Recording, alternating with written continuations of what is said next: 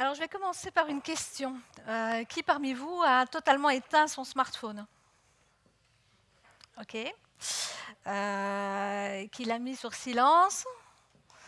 Voilà, super. S'il y en a qui ont oublié, c'est le moment. Donc voilà, vous avez compris où je veux en venir.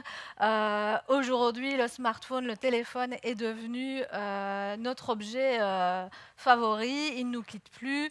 On le garde avec nous, qu'on soit dans notre chambre ou dans notre intimité, et il est toujours avec nous. Alors, le téléphone est devenu aujourd'hui un smartphone.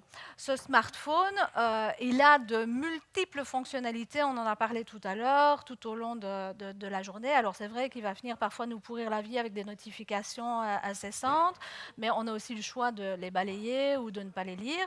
Et puis, si on les reçoit, c'est un peu parce qu'on les a demandés. Hein, on est allé chercher l'information. Alors, à quoi va-t-il servir? Il va servir à prendre des photos, à diffuser ces photos sur les réseaux sociaux, à garder le lien. Pourquoi est-ce qu'on le garde avec nous dans notre poche tout le temps et pourquoi est-ce que là, aujourd'hui, dans l'immédiat, vous ne l'avez pas éteint? Simplement parce qu'il nous apporte un sentiment de sécurité. Ce sentiment de sécurité, c'est simplement de se dire, voilà, s'il arrive un accident, je peux appeler les secours. Si j'ai besoin d'une information, je peux aller sur Internet et je suis joignable. Et donc ça, c'est vraiment la clé de ce dont je vais vous parler aujourd'hui. C'est vraiment le lien que le smartphone peut vous apporter grâce aux différentes applications. Alors, on vient de parler d'Internet, des informations qu'on peut y trouver. Auparavant, on les consommait via son ordinateur. Donc, on allait sur son ordinateur de bureau ou sur son ordinateur portable pour pouvoir trouver une information sur Internet. Et on utilisait des programmes. Aujourd'hui, on utilise son smartphone mais avec des applications. Donc, sur un ordinateur, on a un programme tel que Word, hein, tout le monde le connaît. Word va nous permettre de créer un courrier. Sur notre smartphone, on a des applications et avec ces applications, on va pouvoir créer plein de choses aussi. On en utilise en moyenne 3-4 réellement par jour. On en a certainement beaucoup plus. Alors les plus geeks comme moi en ont des dizaines, voire plus encore, jusqu'à ce que la mémoire nous dise stop, jette quelque chose parce que là, j'en veux plus. On va les utiliser pour envoyer des messages. Hein. La première chose, c'est vraiment communiquer. On va faire des SMS, on va envoyer des emails, on va utiliser les textos, WhatsApp, on va utiliser Facebook, LinkedIn, plutôt si c'est professionnel. Avec Equisme, on va créer des applications dédiées à la filière équestre. Et donc, on s'adresse aux professionnels que vous êtes ou aux cavaliers que vous êtes. Alors, je vais d'abord parler des professionnels.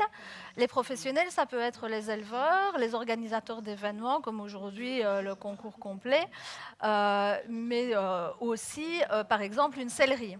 Donc, on va créer des applications qui vont permettre de rester en contact avec sa communauté.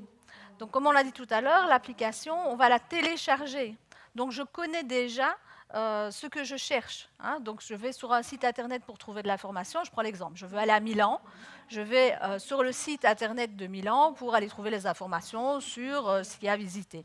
Par contre, quand je suis à Milan, je vais télécharger l'application de l'hôtel dans lequel je réside pour avoir les informations sur comment commander un taxi, quels sont les lieux à visiter à proximité. Donc, je vais prendre des exemples. On a travaillé par exemple avec le BIM, c'est le Bruxelles Equestrian Masters, qui est en fait une compétition d'endurance, une compétition organisée au niveau international qui fonctionne très très bien. Et quand j'ai rencontré l'organisateur, qui est aussi un entraîneur, il m'a dit « Mais Sophie, pourquoi veux-tu que j'aie une application mobile? Ça ne me sert à rien. J'ai un bon réseau presse, j'ai un événement connu, je n'en ai pas besoin. J'ai des réseaux sociaux, tout va très bien. »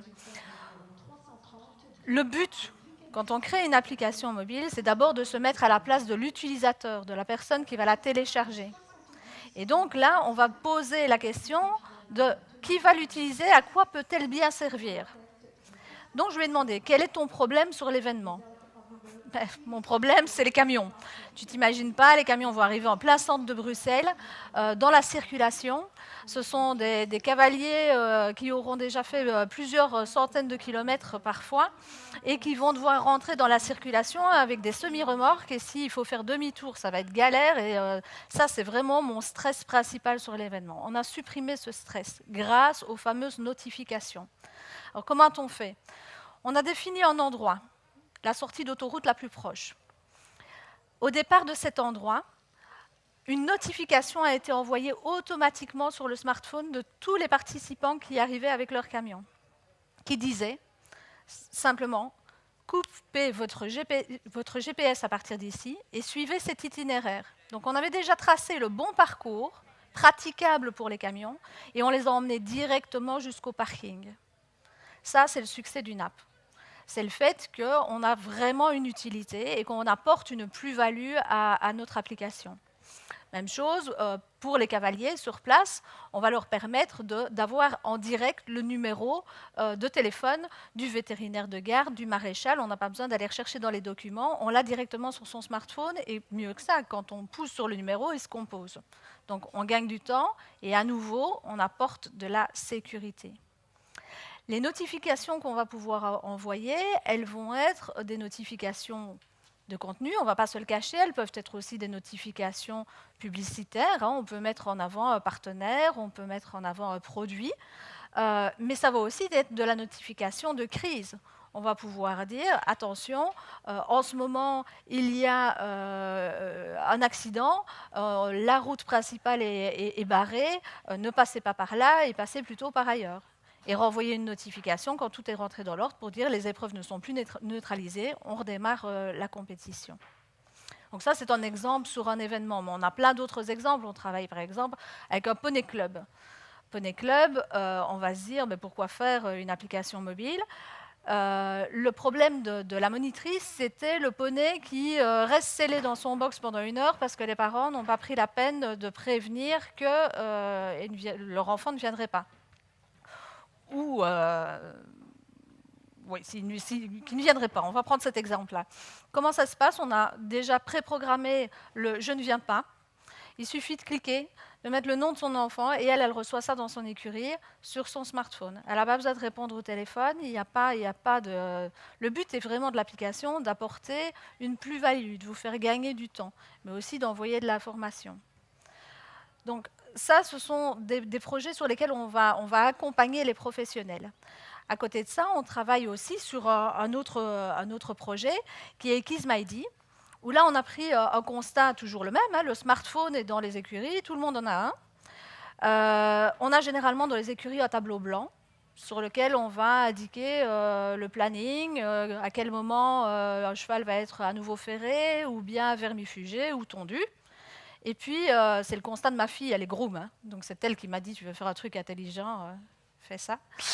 Donc, on a transformé ce tableau blanc dans une application mobile. Elle s'appelle KizMyD. Elle vous permet, quand vous la téléchargez, de créer un profil par cheval, donc une fiche par cheval. Dans ce profil, on vous demande de l'identifier avec une photo, donc c'est facile, vous la prenez avec votre smartphone, vous lui donnez un nom et vous mettez un âge, une date de naissance. Après, si vous voulez aller plus loin, vous pouvez. Donc, vous allez pouvoir conserver toutes les informations administratives du cheval, son numéro ciré, ses origines, ses performances éventuellement, ses plus belles photos. Mais surtout, vous allez pouvoir au quotidien consigner tout ce qui se passe dans la vie du cheval. Donc ses soins, ses entraînements, avec la planification sur des rappels. On le vermifuge aujourd'hui. Les vermifuges, c'est peut-être pas le bon exemple puisqu'on les fait généralement tous en même temps. Mais par contre, les vaccins, ils sont pas tous en même temps. Ils n'arrivent pas tous en même temps à l'écurie. On ne doit pas tous les refaire au même moment. L'avantage de l'application, c'est que les données m'appartiennent. Elles sont dans mon téléphone et pas sur le web. Je ne les partage pas avec tout le monde. Par contre, on est souvent plusieurs intervenants sur un même cheval.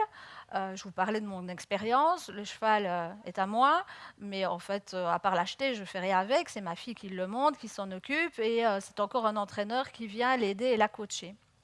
Donc, on partage ces informations. C'est-à-dire que j'ai créé le profil de mon cheval, j'ai choisi de les partager avec ma fille.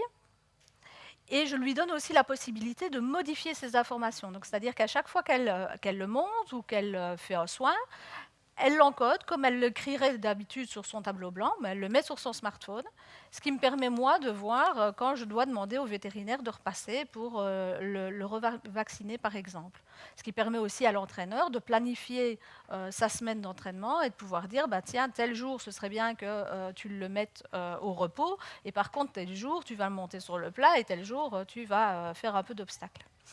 Donc, ces informations, elles ne sont pas limitées. Donc, c'est-à-dire que nous, ce qu'on cherche vraiment aujourd'hui, c'est à trouver aussi des partenariats avec d'autres objets connectés, par exemple, où on pourrait dire, bah, vous avez une sangle, vous êtes obligé d'avoir une application pour la sangle, une application pour le profil, une application, que sais-je encore, pour ses pulsations cardiaques.